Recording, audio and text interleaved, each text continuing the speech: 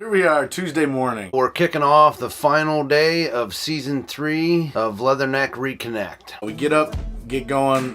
Woodard left his house free to us. He had to go back to work, like everybody had to do on active duty. But you know, we're kind of on our own program. Pack up, get some coffee in us, and hit the road. On our way out, we decided to give a special thanks. One of the huge supporters of Leatherneck Reconnect Season 3, Zott Ford. Did you know Zott Ford supports veterans? We do, because the kind folks at Zott Ford donated this 2018 Ford Escape for our journey across the country, reconnecting veterans. That was good. I felt like it was. So we're hitting the road and making our way up to Pittsburgh. We got hopefully a couple stops between here and there. Yes, we have an older gentleman On we're this going to meet this morning. long mortar rounds or artillery rounds. Yeah. Yeah, nice. There they go. All right, All right. that's it. See ya. Thanks again, Woody. So as usual, we're hitting the road, I guess not as usual. We're kind of on time this time. But what is usual is we're having problems with our map app that keeps wanting to reroute us and send us in the other damn direction. Right over here is where we had lunch, I think. Yeah. Now it's telling me that, what the hell? I think it's completely fucking... You want to just pull over quick and give her a talking to? Come on, you punk ass bitch. Damn her. As we hit the road, it turns out that we're really close to a Old Korean War veteran by the name of Bill Hill. that was awarded the Silver Star during the Korean War. Well, here he has quite the story. So we decided to stop in on him. Sometimes these things just fall in our lap.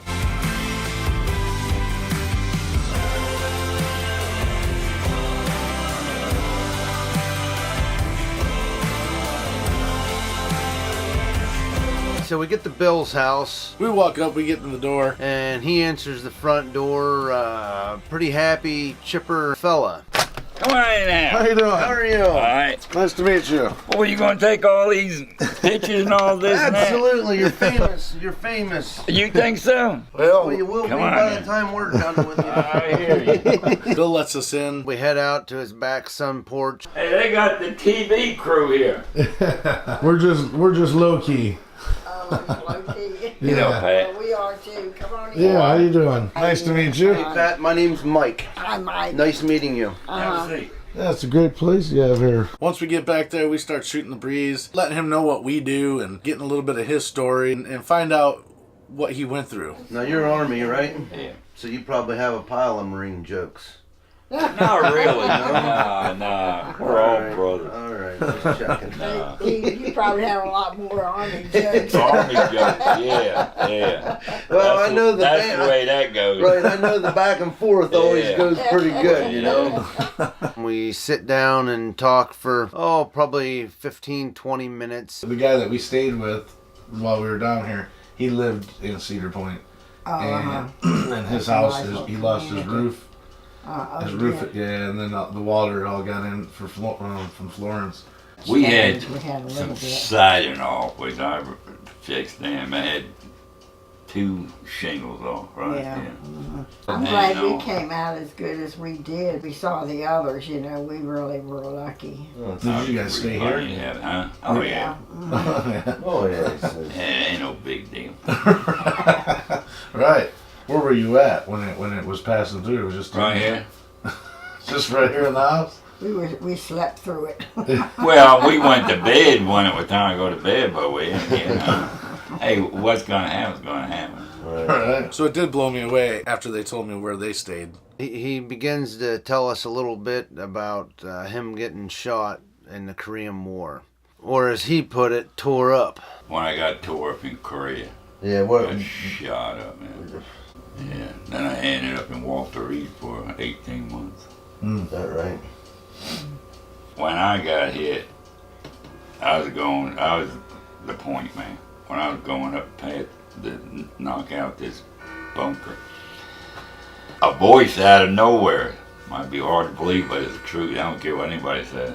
Told me Bill flipped down, and I was fixing to step on him. What part of Korea? Do you remember where you were fighting? When I got off the ship, got on one of them crummy old trains, smoke trains, went up right on up to the mountains. You came in on a boat, got on a train, Got on the train, went right to the front line. Yeah. Very interesting. After we got off the train, we went on up to where we were gonna report to, and it was dead gooks. That's what we call them. Absolutely. All over, you know. I used to eat right next to them. Yeah. That's why I don't think death don't bother me. And you see them blowed up and bubbling. You're eating sea rations. Beside it. I mean, cold over there. Yeah, I was gonna ask you. That's the coldest place I ever seen. Now, did you get any frostbite? Yeah, a little bit. I still got problems Yeah. with that. Yeah. Because when it's cold, I get cold. I mean, she'll tell you it should be hot. I'm cold, but it was cold over there, and I wouldn't even dream about going up north. Y'all just traveling around? Yeah, pretty much. Yeah. We log in miles every day, it seems. Sit in the car all day, drive all day. We're on our way back to Pittsburgh tonight. So who are you gonna go see in Pittsburgh? That's where him and I linked up. We have a guy that we served with from our platoon that lives there, so that's where his car is sitting right now. Well, it's good to keep in touch with everybody, isn't it? Yeah. Yeah, I wish he could. You do very good at keeping in touch with anybody. I'm gonna be honest with you. After that was all over with, somehow or another, I blocked it all out. That it's shown that picture of you over there with the. That's me there. That's couple buddy. But I wished I would have. Now you want to see something Oh, yeah. that I'm proud of? Come up in my office. Every time we go to somebody's house, specifically, we hope like hell they have an office. The beauty of Bill's office is he had himself something special hanging on his wall. Yeah, I got the Silver Star. Okay, yeah, I saw that on the license plate out there. Yeah, and everything. Corporal William H. Hill.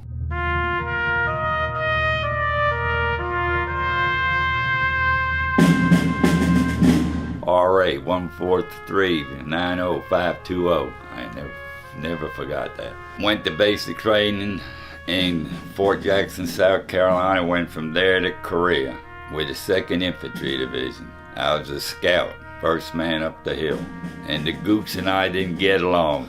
And they opened up on me. And here I am today, that's all. You know. How many times did you end up shot? Just the one time. Just I got the elbow tore out of here. I got scrapple on my back and my legs. What happened? I got up about from here to the step to the bunker that I was gonna knock out. I told my squad to stay back. You know, I saw the 2 gooks pop up. I told the squad get down and get back. By the time I came back up, they opened up on me and got me in my arm and spun me around, and then he threw grenades at me. I got the squad out of there. And so I was left up there, but when I was falling, we had the flamethrowers at that time. Called him up there, and he threw the flames in there. You know, that tore them out there. And then they carried me back down a little bit, and I remember getting on a helicopter. They put me on there because I was blood all over. Then we were coming back to the States now on the plane. The plane had an emergency over there. We had made an emergency landing in the Ozarks. And I had a cast from here all the way down here. You know, something happened to the plane. Everybody was wondering, you know, here we got through there. There's a lot of people laid up, you know. Thought we were going to go crash in the ocean there. Make it all the way back from Korea. Yeah. That damn plane's gonna give you fits. Yeah, and then we landed at the Ozarks, and we stood there for about 12 hours, I guess. And went from there to a hospital in Massachusetts, I believe it was. And then from there to Walter. But that's the outfit I was with, the 2nd Infantry. From Purple Heart, too? Oh, yeah. You know, that's so the really. Silver Star, the Purple Heart, that's Good Conduct Medal. That's National Defense, that's the Korea Medal. And that's the Korean Service Medal. And that's the Korea War Service Medal. Okay. You want to see the story of what happened? He pulls down his award and gives us a chance to look at it and see what happened that day. That's why I got a Silver Star. Saved the whole crew.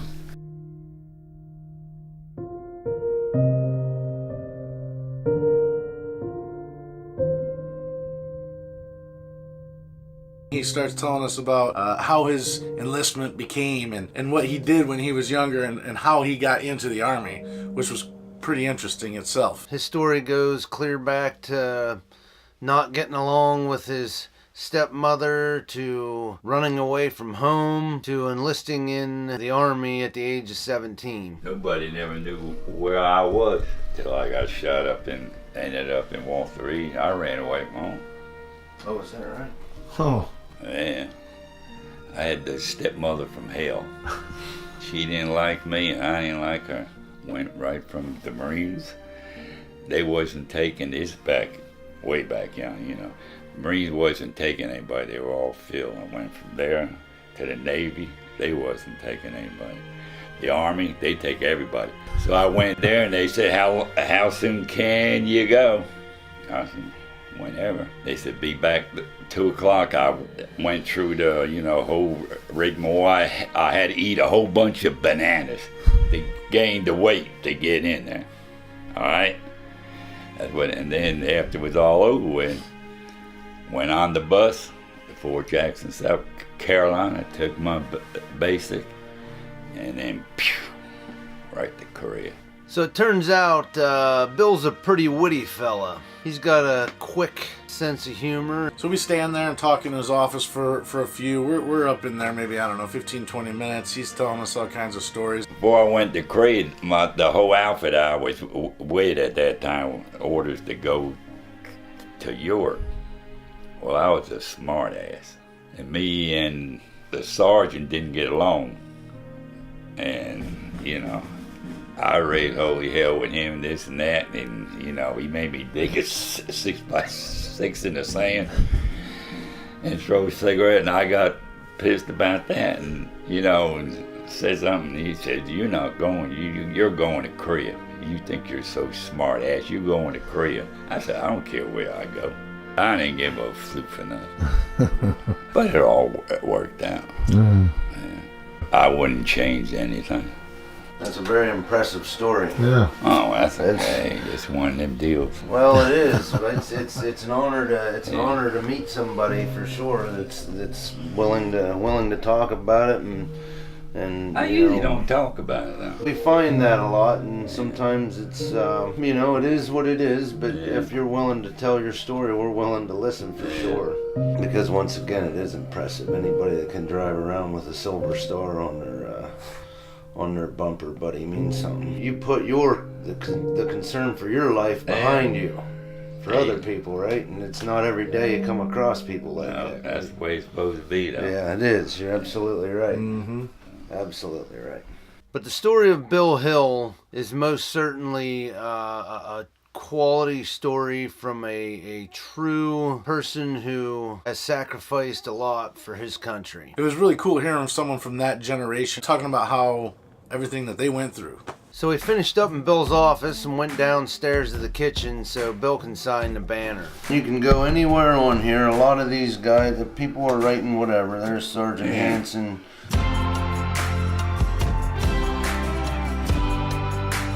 Well, should we move along? Yeah, we need to move along. We All have right. a long day ahead of us. All right.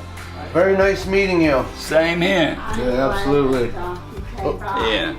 Yeah, All right. thanks for having us. Right behind you. It was nice meeting you too. Yeah. Right before we were ready to leave, He ends up slapping a $100 bill out on the table. Says it's for gas. Let me help pay some of your gas then. Oh, you don't have to do Yeah, do it, yeah. Hey, I may not think he's paying you. you sure? Take it. That's so hard to do. No, take it. You're not gonna. Hey, no. That's very. You got it. Bill, that's very generous of you, and thank you so much. And it's honestly things like this do help. I know it's gotta help. Push the cause Yeah. along and keep Yeah. keep pushing. Yeah. for what we're doing. Heck yeah. I mean, you know, that's a lot of expense traveling around now. It certainly shows that Bill appreciates what we're doing and the cause that we have. You know, he knows what we're out trying to do. So in his way of saying thanks, you know, he gave us some gas money. And, you know, something like that really helps us out. All right, well, we should carry on. We got to make it to Pittsburgh before tomorrow. It's a 10-hour drive, Yeah. And we've got a couple more stops. I've done it in 8. Oh. Oh, have you? Old Leadfoot. Oh, she'll tell you I drive too fast. So it was really nice meeting Bill and his wife. And, you know, but we had to get back on the road because we were heading home. And I think we had a pretty long drive ahead of us to get back up into Pittsburgh.